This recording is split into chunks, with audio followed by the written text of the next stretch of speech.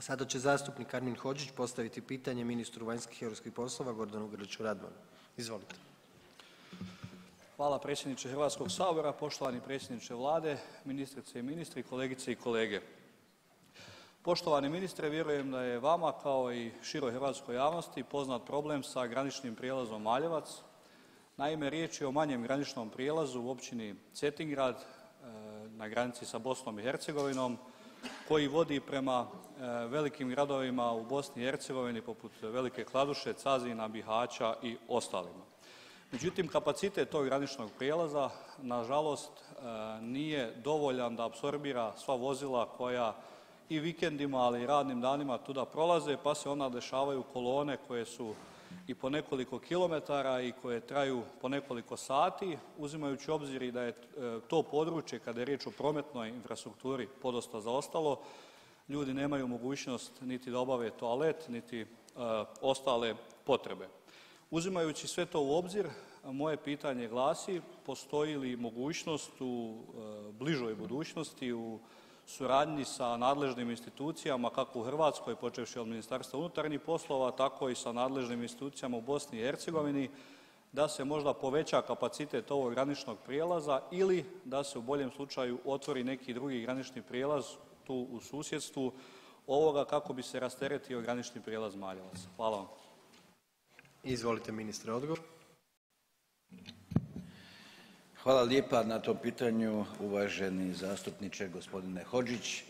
Naravno da je nama cijela ta problematika poznata i da je to naravno u interesu dobrosusjedskih odnosa i s obzirom na činjenicu da smo jedina država s kojom Bosna i Hercegovina već 2 puta imala zajedničku sjednicu, znači dviju vlada, prošle godine 20. lipnja i naravno da smo razgovarali i o prekategorizaciji nekih graničnih prijelaza, a upravo je ovaj granični prijelaz Maljevac-Velika Kladuša temeljem ugovora dviju država kategoriziran znači u međunarodni granični prijelaz putnika i robe.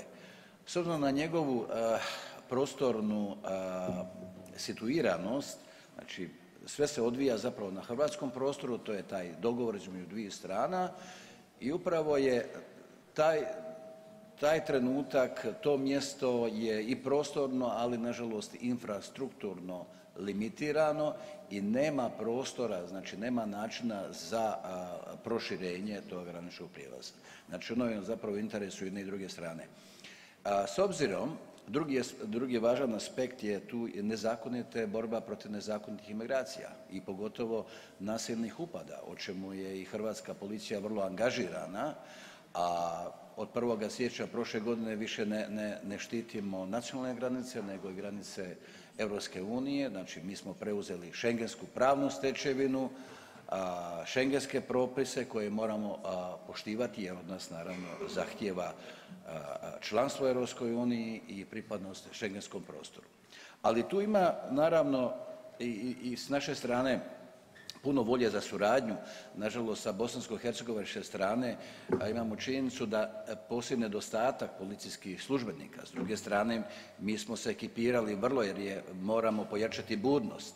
U Bosni i Hercegovini nažalost još uvijek određene zemlje mogu ući bez viza, to je prije svega Ruska Federacija, Turska, Kina i onda tu zapravo imate pojavu migranata koji žele nasilno ući u RH. Hrvatska policija mora štititi svoje granice. Naravno da je nama u interesu rasteretiti i Maljevac. Mi tim povodom smo isto tako pokušali organizirati, vi znate, onaj granični prijelaz Bogovoljevo i Hadžin potok i prošle godine me negdje u kolovozu mjesecu i zvao ministar Elmedin Konaković, ja sam mu tada objasnio nakon što sam dobio iscrpne informaciju granične policije i kolege Božinovića, postoji to naše povjerenstvo koje je uključeno i zbog carine i Ministarstva financija, tako da ono što vam mogu reći je upravo sam evo dobio nedavno informaciju neki dan kako budući da tijela BiH nisu poduzimala nikakve aktivnosti onda je se 30.6. prošle godine ministarstvo, mješovito povjerenstvo koje je pratilo ugovor, a ono nije produžilo privremenu prekategorizaciju